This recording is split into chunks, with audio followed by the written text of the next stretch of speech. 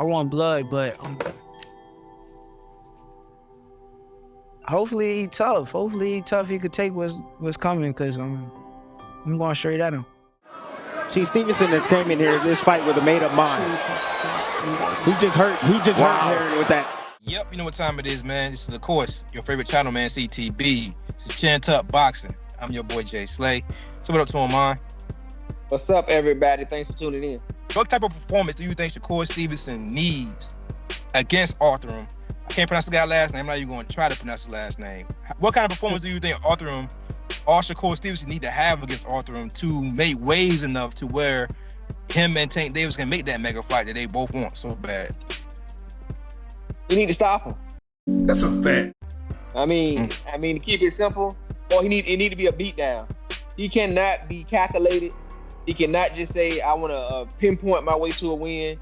He can't fight, I don't call it chicken style fighting, but I guess Olympic style fighting where you just trying to get winning by points.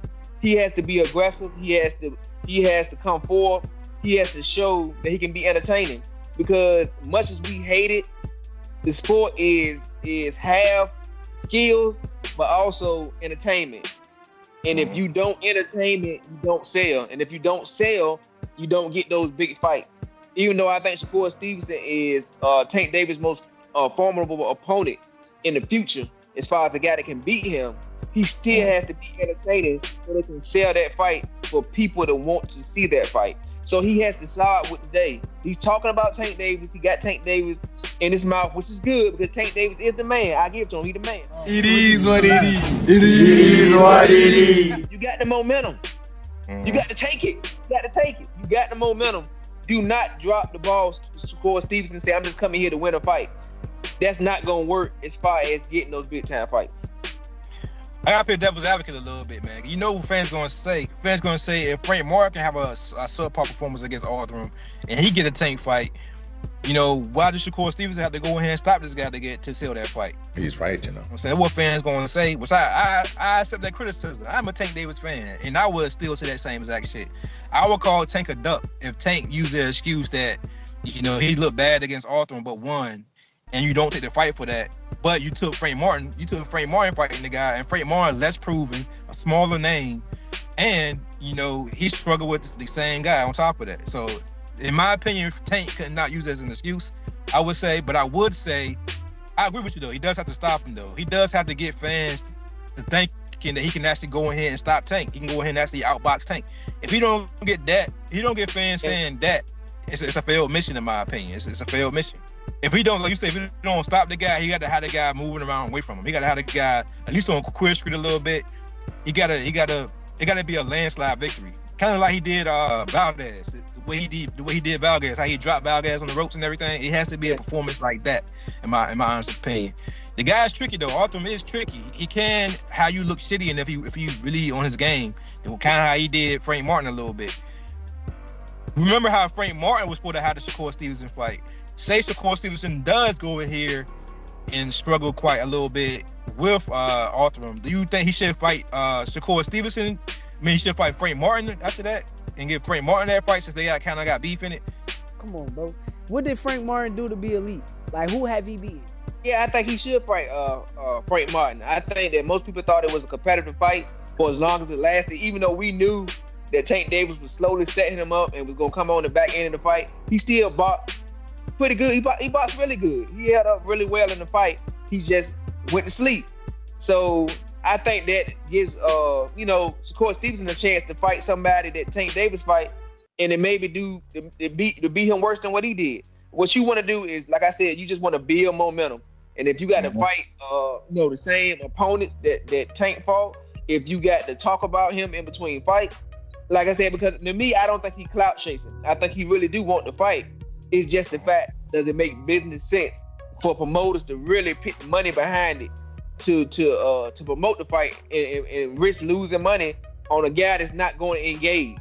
He has to engage no matter who he fights. So if he fight Frank Martin, it's gonna be the same thing. If he get in there with Frank Martin and he running around the ring and he's out pointing Frank Martin, but he's not dominant, it's not gonna draw Tank Davis fight, because Tank Davis knocked out Frank Martin cold. you go from the guy knocking him out cold and you running around the ring from the guy pinpointing him, it's not gonna be a fight that fans is gonna clamor to.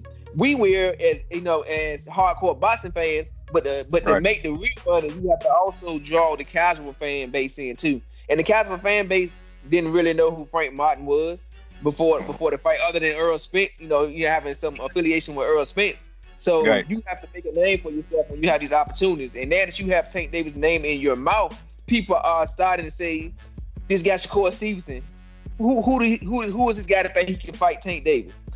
The casual fans was definitely. Yeah. Yep. So when you fight on Saturday and you put on a great performance and say, oh, that guy's pretty good, maybe he can get Tank Davis a fight.